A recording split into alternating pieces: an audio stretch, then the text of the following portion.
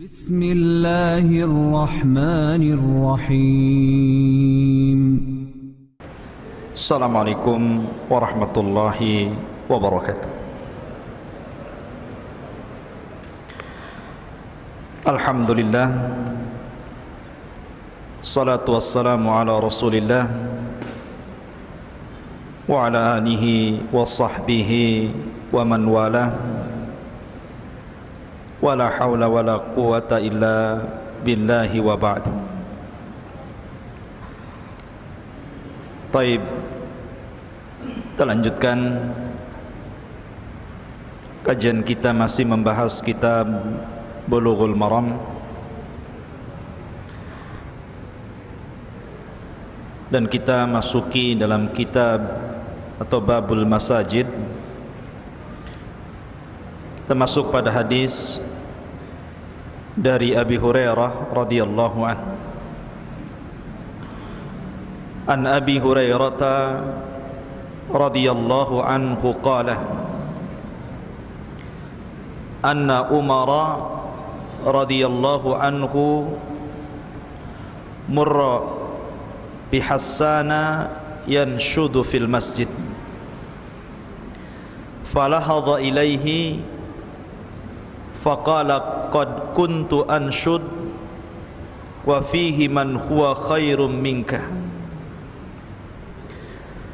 Muttafaqun alaihi.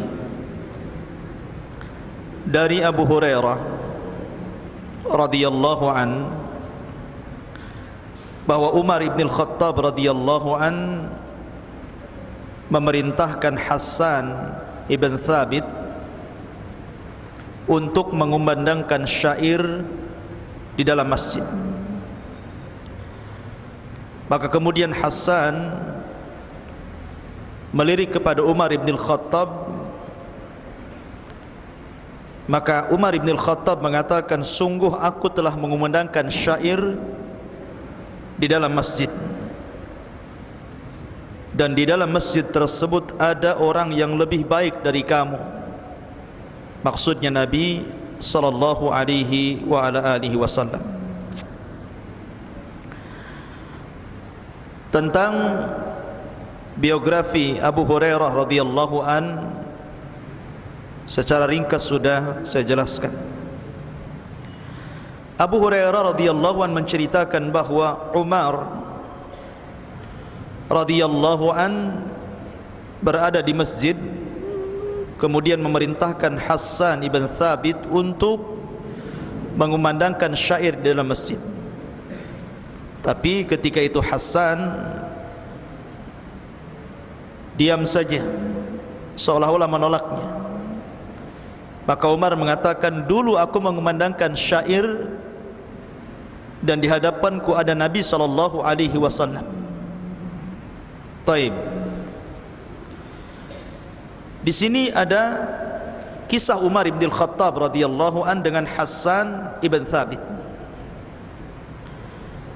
Umar ibn al-Khattab radhiyallahu an ma'ruf adalah satu di antara orang yang mendapatkan jaminan masuk surga dari 10 sahabat yang disebutkan dalam satu redaksi hadis. Nabi SAW bersabda, Abu Bakar fil jannah, Umar fil jannah, Uthman fil jannah, Ali fil jannah. Kemudian menyebutkan sampai 10 sahabat. Salah satunya adalah Umar ibn al-Khattab.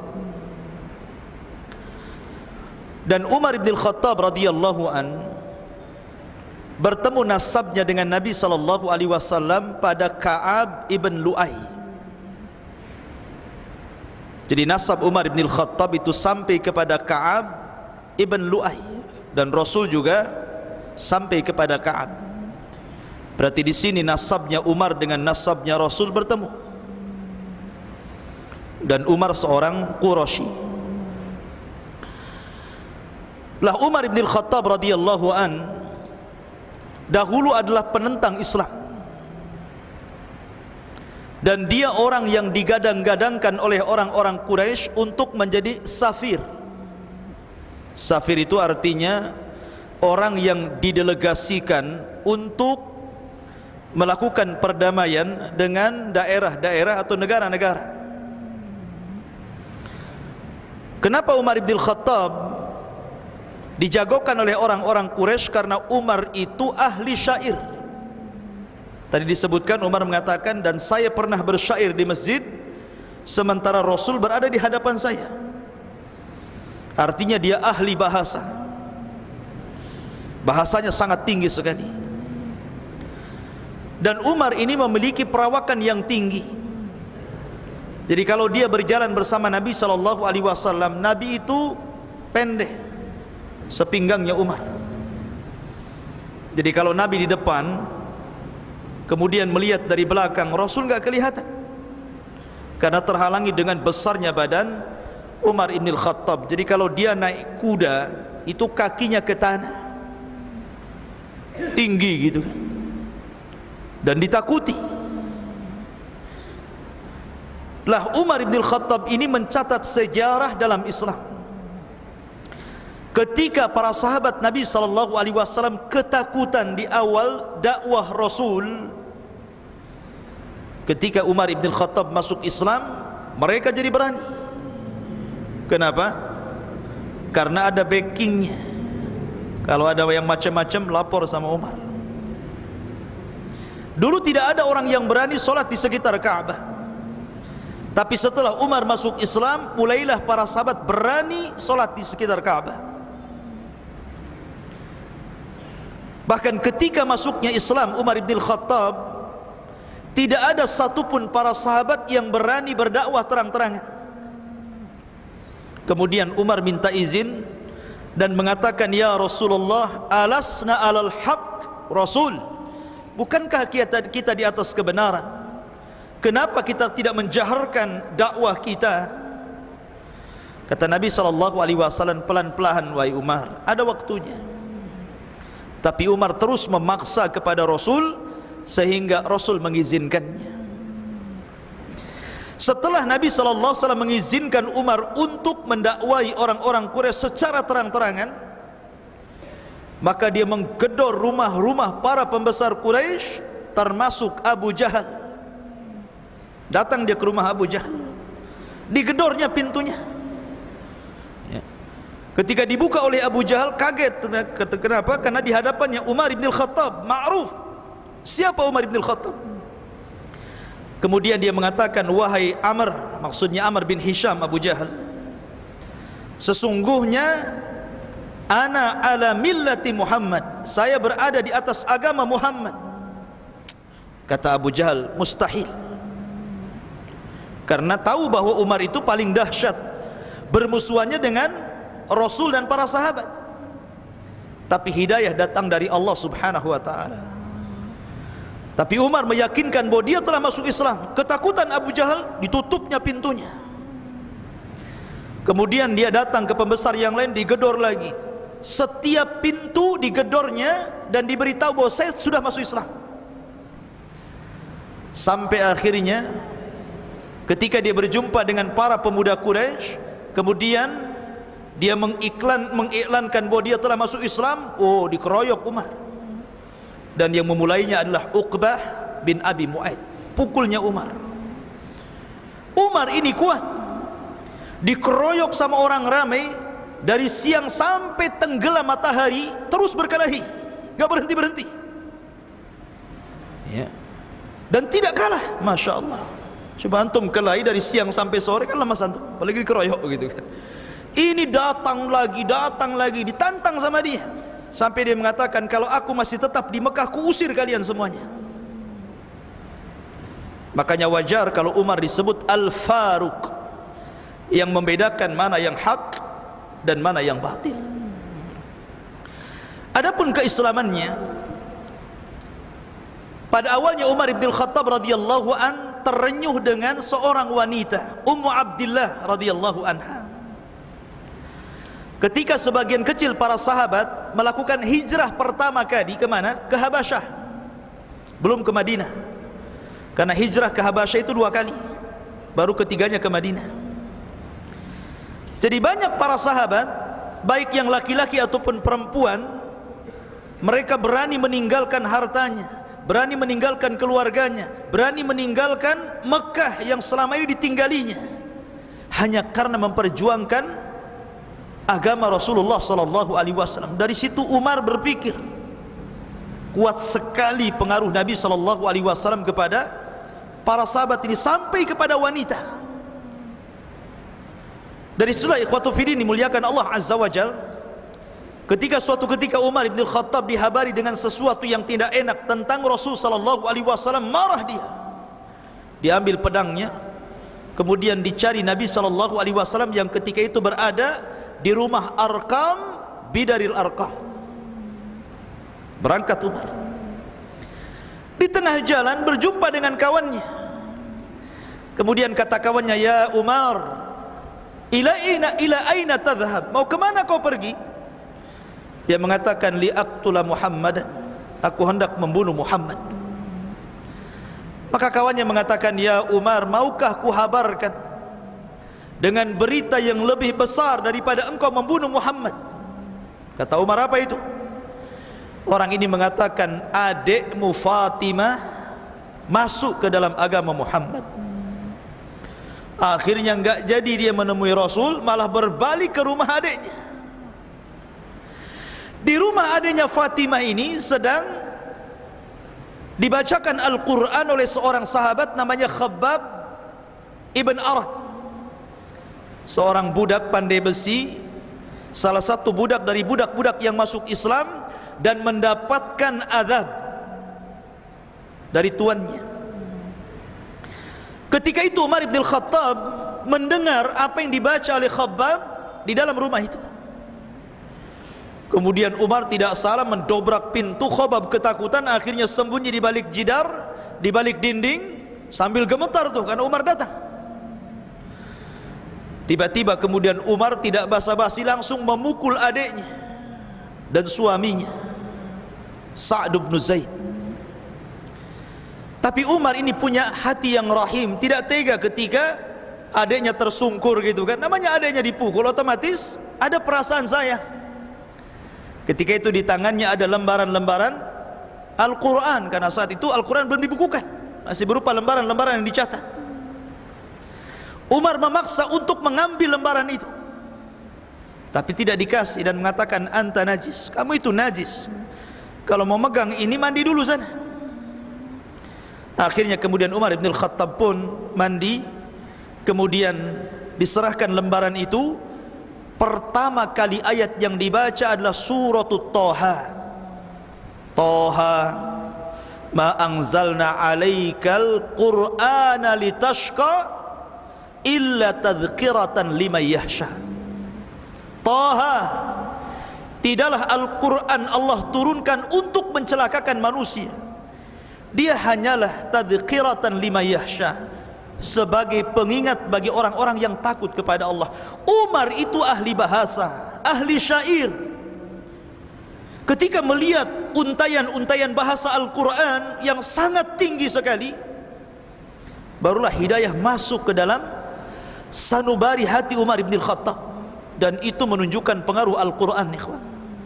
Quran itu punya pengaruh yang hebat, luar biasa. Akhirnya kemudian Umar bin Khattab radhiyallahu anhu langsung mengatakan, "Dullani ala Muhammad." Tunjukkan di mana Muhammad. Maka ketika itu Khabbab bin Arat baru keluar itu karena melihat Umar sudah reda. Kata Khabbab bin Arat, "Ya Umar, sesungguhnya aku mendengar Nabi sallallahu alaihi wasallam pernah berdoa kepadamu, Allahumma izzal Islam bi umaraini." Ya Allah, muliakan Islam dengan dua Umar. Maksudnya Umar yang pertama Abu Jahal, Amr bin Hisham, dan Umar yang kedua adalah Umar ibnil Khattab. Dari situlah Umar kemudian pergi. Dari kejauhan, maka para sahabat Nabi SAW yang berada di rumah Arqam bidaril Arqam ketika itu kaget karena melihat Umar. Ini Umar mau ngacau nih. Mereka tahu siapa Umar, preman. Ya. Makanya kemudian datanglah Hamzah, singa Islam, singa Allah. Dia mengatakan kepada Nabi sallallahu alaihi wasallam, Kalau dia datang dengan keburukan, maka kami siap melawan dia dengan pedang-pedang kami. Tapi kalau dia datang dengan kebaikan, maka kita akan persilahkan datang. Maka kemudian tiba-tiba Umar datang kepada Nabi SAW dan mengatakan, ya Muhammad, asyhadu an la ilaha illallah wa asyhadu annaka Rasulullah. Masuk Islam dia. Masya Allah, hidayah. Hidayah itu milik Allah. Padahal Umar dulu pemabok, Umar dulu preman, penjahat kelas kakap.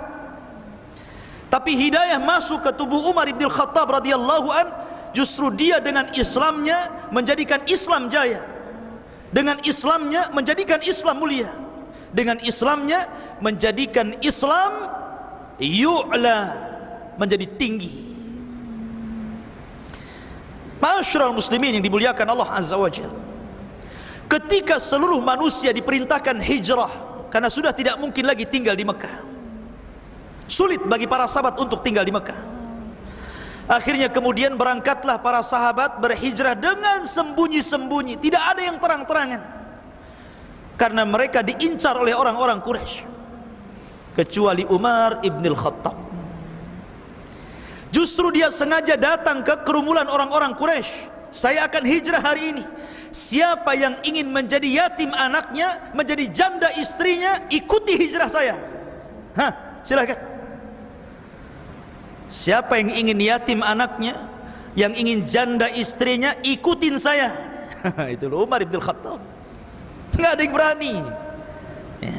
Nyantai saja dia hijrah.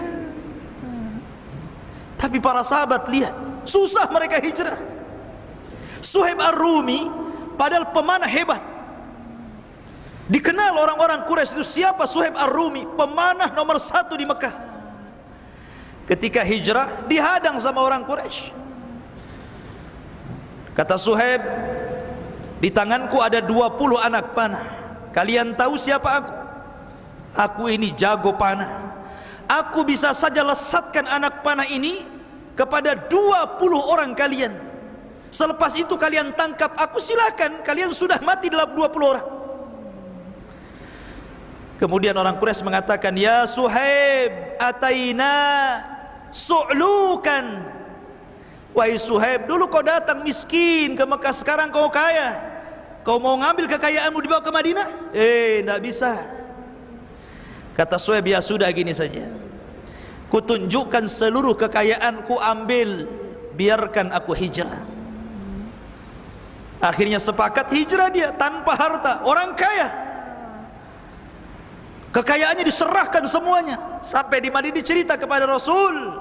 Kata Nabi SAW, Rabihal bai'u Aba Yahya, Rabi'al bai'u Aba Yahya, sungguh beruntung kau ya Aba Yahya, perniagaanmu dengan Allah Subhanahu wa ta'ala. Ini sahabat. Umar enggak gitu, enggak ada yang berani ngadang dia, karena jagonya Umar ibn Khattab. Ma'asyiral muslimin, sesampainya Umar di Madinah, maka Umar itu orang yang paling pemberani dalam setiap peperangan dan jihad. Sampai dalam perang Uhud yang merupakan kekalahan kaum muslimin, bahkan orang-orang munafik, orang-orang kafir menghembuskan cerita bahwa Rasul terbunuh dan Abu Bakar juga terbunuh. Maka dia datang kepada Abu Sufyan ketika itu masih kafir. Dia mengatakan, ya Aba Sufyan, kadzab. Wahai Aba Sufyan, dusta kau. Kau mengatakan Rasul meninggal, Abu Bakar meninggal, kadzabta, dusta kamu.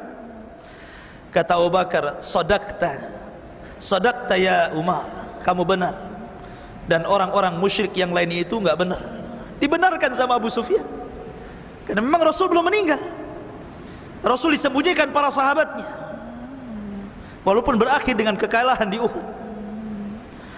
Ma'asyiral muslimin yang dimuliakan Allah Subhanahu wa ta'ala, ketika Nabi SAW meninggal dunia, maka Umar ibn Khattab radhiyallahu an adalah orang yang pertama kali membaiat Abu Bakar, sehingga seluruh manusia berbaiat kepada Abu Bakar. Bahkan saking cintanya kepada Nabi SAW, pada waktu wafatnya Rasul, Umar sampai ngacung-ngacungkan pedang dan mengatakan, siapa yang mengatakan Muhammad meninggal dunia, ku gorok lehernya. Rasul belum meninggal. Dia seperti Nabi Musa, sedang pergi 40 hari dan akan kembali untuk mematahkan tangan dan kaki orang-orang munafik. Saking cintanya kepada Rasul, dia ingkari kematian Nabi SAW. Baru datang Abu Bakar Siddiq menenangkan Umar, ya Umar, uskut, uskut, diam, diam, duduk. Abu Bakar naik ke atas mimbar, kemudian menyadarkan manusia, ayyuhan nas, man kana minkum ya'budu Muhammadan fa inna Muhammadan qad mat. Siapa di antara kalian yang masih menyembah Muhammad, Muhammad sudah meninggal. Wa man kana minkum ya'budullaha fa innahu hayyun la yamut. Siapa di antara kalian yang masih menyembah Allah, Allah zat yang akan senantiasa hidup dan tidak akan pernah mati. Kemudian dimembacakan ayat yang kata Abdullah bin Abbas radhiyallahu an, seolah-olah ayat itu baru turun ketika itu, padahal ayat ini sudah turun lama. Wa ma Muhammadun illa rasulun qad khalat min qablihi ar-rusul afa immata aw qutilan qalabtum ala aqabikum wa man yanqalib ala aqibaihi falan yadurrallaha syai'an wa sayajzillahu syakirin. Tidaklah Muhammad itu melainkan sama dengan rasul-rasul yang lainnya, dia pun meninggal. Apakah kalau dia meninggal atau terbunuh, kemudian kalian akan lari kembali ke belakang kalian murtad? Artinya siapa yang kembali ke belakang kalian murtad dari agama Islam tidak memadaratkan agama Allah sedikit pun, karena Allah hanya akan membalas siapa dari hambanya yang bersyukur kepada Allah Subhanahu wa ta'ala. Barulah Umar tenang. Baru setelah itu heboh permasalahan kepemimpinan, maka Umar langsung berbaiat kepada Abu Bakar. Seluruh manusia berbaiat kepada Abu Bakar Siddiq radhiyallahu anhu. Ketika di perang Yamamah, ketika Abu Bakar melawan orang-orang murtad, orang-orang yang mengaku nabi, Musailamah al-Kadzab mengirim pasukan banyak. Abu Bakar dipimpin oleh siapa? Dipimpin sendiri. Karena ketika itu pasukan berpecah jadi dua. Karena sebelum Nabi SAW wafat, Rasul itu sudah mempersiapkan satu pasukan besar untuk melawan Romawi, dipimpin oleh anak muda yang masih belia, Usamah bin Zaid. Jadi ketika Abu Bakar hendak memerangi nabi-nabi palsu, dia tidak mau menggunakan pasukan yang sudah disiapkan Rasul oleh Usamah bin Zaid. Dia buat pasukan sendiri. Dia berperang melawan nabi palsu. Dalam peperangan ini, dalam perang Yamamah ini, banyak qurra'ul Quran, para pakar-pakar Al-Quran tumbang dan syahid. Akhirnya Umar kekhawatiran terhadap hilangnya Al-Quran. Lihat bagaimana Umar. Ini para qurra Al-Quran banyak yang meninggal nih. Ini kalau dibiarkan, maka Al-Quran akan dilupakan oleh manusia.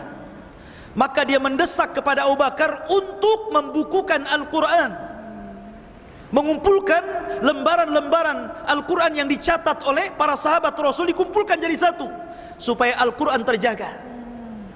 Bagaimana hirsnya, perjuangan Umar untuk mengumpulkan Al-Quran, mendesak Abu Bakar karena dia Amirul Mukminin. Akhirnya Abu Bakar pun mau, akhirnya mengumpulkan lembaran Al-Quran sampai menjadi mushaf. Tapi belum mushaf resmi, karena resminya di zaman Utsman, ya kan? Lah ketika Abu Bakar meninggal dunia, maka Abu Bakar Siddiq radhiyallahu an berwasiat kepada Umar ibn Khattab agar dia menggantikan dirinya. Jadi kepemimpinan Umar itu wasiat dari Abu Bakar. Jadilah Amirul Mukminin Umar ibn Khattab. Satu-satunya gelar Amirul Mukminin adalah Umar ibn Khattab. Amirul Mukminin ini gelar kepada Umar, karena Abu Bakar belum digelari Amirul Mukminin. Amirul Mukminin ini hanya digelari kepada Umar ibn Khattab. Ya wajar, karena kepemimpinan Umar ibn Khattab ini membuka Islam lebar-lebar. Mesir ditaklukkan sampai kepada perang Qadisiyah. Persia jatuh ke tangan kaum muslimin sampai kepada kuncinya Baitul Maqdis diserahkan kepada Umar ibn Khattab oleh pembesar keagamaan mereka. Masya Allah, luar biasa. Dan Umar ini ikhwan dikenal dengan ibadahnya, mudah menangis. Dulu dia orang yang sangat keras, tapi belakangan orang yang sangat lembut, mudah menangis, tidak lepas daripada puasa dan qiyamul lail, sampai matanya cekung dan ada garis hitam karena banyaknya menangis, sampai di matanya ada jalan air mata khusus, sampai ada jalannya. Begitulah Umar ibn Khattab radhiyallahu anhu. Sampai suatu ketika Umar ibn Khattab berjalan dengan pembantunya. Di tengah jalan dia berjumpa dengan nenek yang sangat tua, renta. Tiba-tiba wanita ini memanggil Umar dengan tidak sopan, tidak sebagaimana orang memanggil Amirul Mukminin, tidak. Justru dia mengatakan, "Ihi ya Umair, ihi ya Umair." Bukan Umar tapi Umair. Dalam bahasa Arab Umair itu dari kata fu'ail, isim tasghir, mengecilkan orang, merendahkan orang. Kalau Umar itu besar, kalau Umar itu Umar kecil, gitu maksudnya. Kalau Salman itu besar, kalau Sulaiman itu Salman kecil, gitu maksudnya. Kalau kitab itu besar, kalau kutub itu kitab tipis. Iya Umair, dulu aku melihat engkau bermain-main di pasar Ukat, katanya kan. Sekarang kau sudah jadi Amirul Mukminin, ittaqillah ya Umair, katanya. Bertakwalah engkau ya Umair. Subhanallah, wanita tua nasihati Umar. Marah ini pembantunya. Kemudian menasihati wanita itu dan mengatakan, wahai nenek, di hadapan kamu Amirul Mukminin, ta'addabi, beradab, berakhlak. Tapi Umar bin Khattab mengatakan, wakhir, biarkan dia. Kamu tahu siapa dia? Kamu tahu siapa dia? Kata Umar. Dia adalah satu-satunya wanita yang didengar pengaduannya oleh Allah Subhanahu wa ta'ala.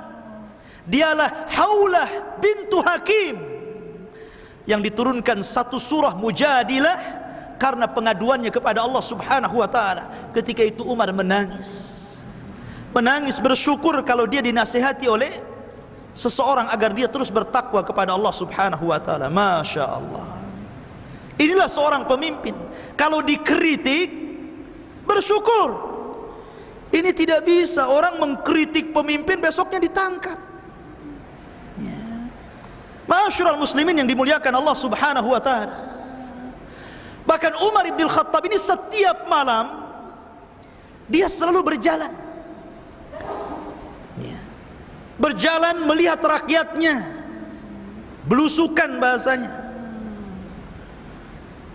Kemudian Umar ibn Khattab suatu malam melihat ada satu rumah seluruhnya gelap, ini rumah terang.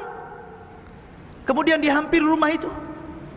Kemudian rupanya ada percakapan seorang wanita tua dengan anak gadisnya, bercerita tentang bisnis menjual air susu. Kata neneknya, kata ibunya, wahai anakku, besok kita akan jualan. Baiknya kita campur susu ini dengan air, biar untungnya banyak. Artinya orang yang curang itu sudah ada sejak zaman Umar. Apalagi zaman sekarang ya. Zaman itu kalau curang sembunyi-sembunyi. Zaman sekarang kalau curang terang-terangan, ganjelannya itu nampak itu loh di timbangannya. Ini apa ini? Ah, kayak gak tahu saja katanya. Umar berada di samping rumah itu. Kata anaknya, kata anak gadisnya, wahai ibuku, Umar melarang, peraturan negara tidak boleh curang dalam berdagang. Subhanallah, Umar menerapkan tidak boleh curang dalam berdagang. Kalau kepala negara kayak gini kan enak. Tidak boleh curang dalam usaha, harus jujur, tidak ada riba. Mantap tuh kalau pemimpin kayak gini. Kemudian ibunya mengatakan, Umar kan tak tahu. Dia nggak tahu kalau Umar di samping rumah dia. Tapi gadis ini cerdas mengatakan, ya, Umar memang tidak tahu, hai ibuku, tapi Umar punya Tuhan, dan Tuhannya Umar juga Tuhan kita. Dia melihat kita. Akhirnya Umar takjub, Masya Allah, di zaman itu Umar saja takjub, kok ada orang jujur. Coba, orang jujur di zaman itu Umar sampai takjub, apalagi di zaman sekarang kan. Di zaman sekarang kalau ada orang jujur itu pasti dikatakan gila, ya enggak? Pasti gila tuh orang itu. Gila orang itu katanya. Coba saja, kadang-kadang kalau orang ngasih kembalian itu sengaja struknya digedein tuh, kan gitu kan? Sengaja itu dibuat curang tuh struknya kan? Kadang-kadang labelnya lain, ketika dikasir lain, keluar lain lagi gitu kan? Subhanallah. Ya. Kadang-kadang lupa tuh mengambil kembalian, sengaja nggak dikasih. Ya. Artinya orang jujur saja buat takjub Amirul Mukminin. Makanya dia pulang mengumpulkan seluruh anak laki-lakinya dan mengatakan, siapa di antara kalian yang mau kawin? Oh, Qasim bin Umar mengatakan, saya pak, katanya. Sini. Di sana ada perempuan hebat, kawin dengan dia kamu. Harusnya gitu orang tua ya. Antum arahkan anaknya, cari gadis-gadis yang soleha. Nak, kawin sama dia ya. Kata anaknya, nggak bisa pak, sudah dapat di Facebook katanya. Ya. Itulah Umar bin Khattab memperhatikan bapaknya, anaknya. Akhirnya nikahlah Qasim ibn Umar. Lahirlah orang yang luar biasa sepanjang sejarah, dikenang kepemimpinannya, Umar bin Abdul Aziz. Subhanallah. Itulah Umar bin Khattab. Bahkan ketika Umar bin Khattab dahulu di zaman Abu Bakar, Kapolrinya itu adalah Khalid ibn Walid. Pimpinan kepolisiannya itu Khalid ibn Walid. Karena Abu Bakar cerdas. Abu Bakar itu cerdas, mampu memposisikan seseorang pada posisinya. Dan itu dipuji oleh Umar setelah kematiannya. Ketika dia menjabat menjadi khalifah, dipecat Kapolrinya ini. Khalid bin Walid dipecat, diganti oleh Abu Ubaidah Ibnul Jarrah. Bukan tidak ada alasan. Umar punya alasan, karena orang-orang itu terlalu yakin dengan Khalid. Kalau peperangan dipimpin Khalid pasti menang, itu masalahnya. Kata Umar, di bahaya tauhid orang ini. Ini orang-orang akan tawakalnya bukan kepada Allah tapi kepada Khalid. Maka Umar ingin supaya orang-orang ini selamat tauhidnya, supaya tidak bergantung kepada Khalid lagi dalam peperangan, tapi bergantung kepada Allah. Diganti Kapolrinya itu, naiklah Abu Ubaidah Ibnul Jarrah. Begitu Umar. Ya, celah sesuatu yang bisa menyimpang dari tauhid langsung ditumpas. Bahkan ketika ada para sahabat yang kemudian melakukan sholat di bawah pohon, yang dulunya pohon itu dijadikan Bai'atul Aqabah, tempat berbaiatnya para sahabat sepeninggal Rasul dan Abu Bakar. Di zaman Umar ada orang sholat di situ. Alasannya karena itu pohon bersejarah. Para sahabat pernah berbaiat di sini. Marah Umar, bawa singso, digergaji, ditumbangkan tuh, nggak boleh lagi, karena mengarah kepada syirik tuh. Bahkan ketika Umar bin Khattab perang melawan dalam perang Qadisiyah itu, kaum muslimin menaklukkan sebuah kota, di mana kota itu ada kuburan Nabi Daniel, Nabi di zaman Talut, yang memilih Talut untuk menjadi raja, namanya Nabi Daniel.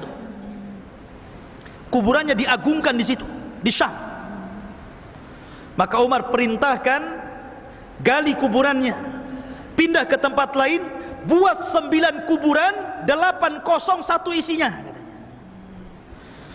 Jadi orang bingung mau nyembah, mana satu nih Daniel nih katanya. 9 kuburan, yang 8 kosong, 1 isi gitu kan. Itulah Umar mencegah orang untuk melakukan kesyirikan gitu maksudnya. Masya Allah, sampai seperti itu Umar itu memangkas orang jangan sampai terjerumus kepada kesyirikan. Makanya Umar langsung pecat Khalid dan naik tahta Abu Ubaidah untuk memimpin perang Qadisiyah. Subhanallah, Allah menangkan di tangan Abu Ubaidah ibnul Jarrah sampai Persia jatuh ke tangan kaum muslimin. Ketika itu pembesar agama Yahudi yang ada di Baitul Maqdis tidak mau menyerahkan kuncinya. Dia akan menyerahkan kepada orang yang sifat-sifatnya sama dengan yang ditulis oleh Taurat. Padahal sudah kalah itu. Akhirnya datang kemudian Abu Ubaidah ibnul Jarrah. Ditengok ciri-cirinya, oh bukan kamu. Ya. Kemudian datang lagi Khalid bin Walid, ditengok lagi, oh bukan kamu. Didatangkan beberapa orang, bukan kamu. Ketika Umar ibn Khattab datang, ini dia katanya, cocok dengan Tauratnya rupanya. Ramalan bahwa Umar akan menaklukkan Persia itu tercatat di perjanjian lama. Ini betul kayak gini orangnya ini. Karena Umar ibn Khattab ketika diberitahu bahwa Baitul Maqdis sudah roboh dan dikepung oleh kaum muslimin, dia datang ke Madinah tidak bawa pasukan, hanya berdua dengan pembantunya, gantian naik unta. Tidak bisa bayangkan. Kemudian sesampainya di Syam tidak lewat jalur utama tapi lewat belakang supaya orang tidak tahu.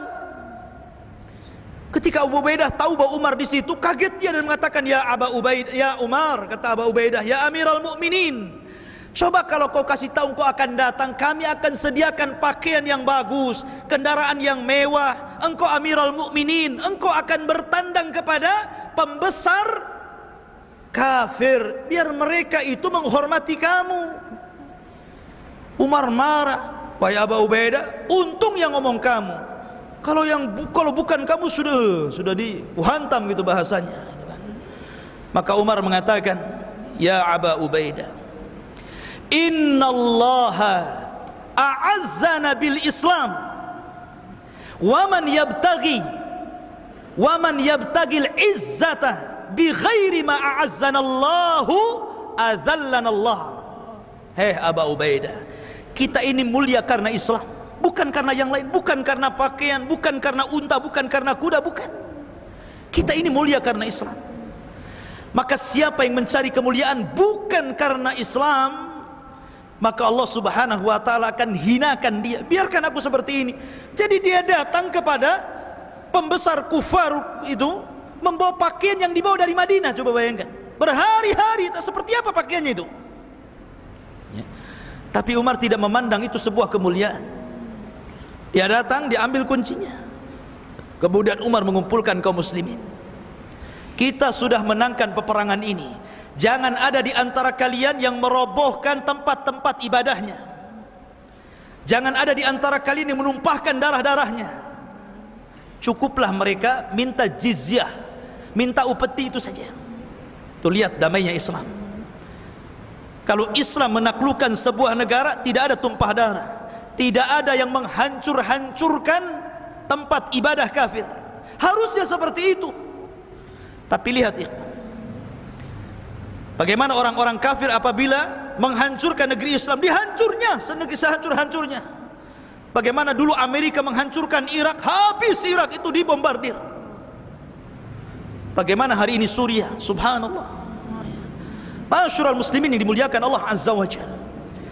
Maka Umar ibn Khattab dikenal sebagai pemimpin yang adil, pemimpin yang ramah, pemimpin yang membawa kemenangan di mana-mana.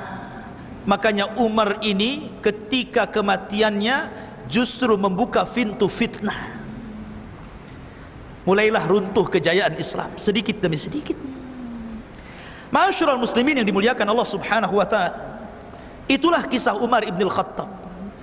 Dan Umar ibn Khattab meninggal dunia dalam kondisi syahid, dibunuh oleh seorang majusi namanya Abu Lu'lu, seorang budak Mughirah bin Syu'bah. Setelah takbiratul ikhram pertama dalam solat subuh, Allahu Akbar, masjid kala itu tidak terang seperti sekarang. Abu Lu'lu sudah membuat pisau bermata dua, dilumuri racun, Tiba-tiba ketika Umar takbiratul ihram Allahu Akbar, dia berada di saf yang pertama, dikeluarkan pisaunya, ditusuk beberapa kali dari belakang sampai tembus ke depan.